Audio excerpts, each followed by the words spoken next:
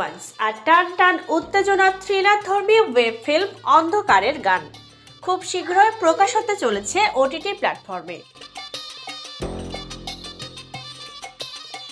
এই সিনেমায় নির্মাতা ভিকির সাথে প্রথম কাজ করেছেন মোশাররফ করিম। নির্মাতা ভিকি জাভেদের এই ওয়েব সিরিজ এগিয়ে গেছে গ্রামের একটি সহজ সরল পরিবারকে কেন্দ্র করে। সিনেমার গল্প এগিয়ে যাবে মুকুল, তার স্ত্রী রুমালি ও তার মাকে কেন্দ্র করে।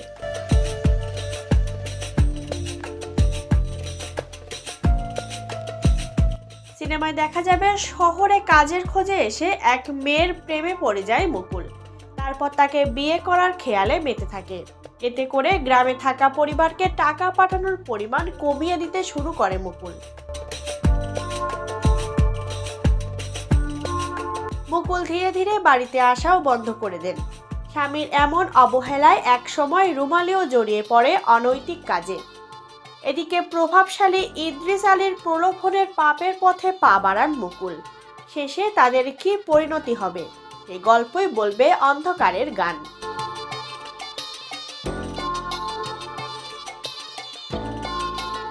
ওয়েব ফিল্মটি প্রসঙ্গে নির্মাতা ভিকি বলেন, আমি সাধারণত শহর কেন্দ্রিক সিনেমা করি, তবে অন্ধকারের গান এ শহরের সঙ্গে গ্রামীণ পটভূমি যোগ হয়েছে।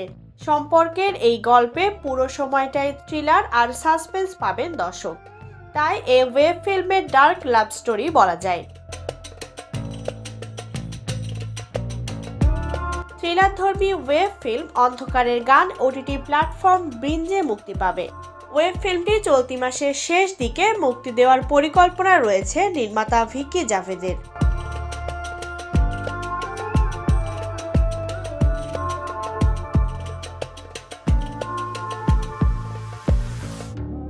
এটা কি বুঝে কেউ?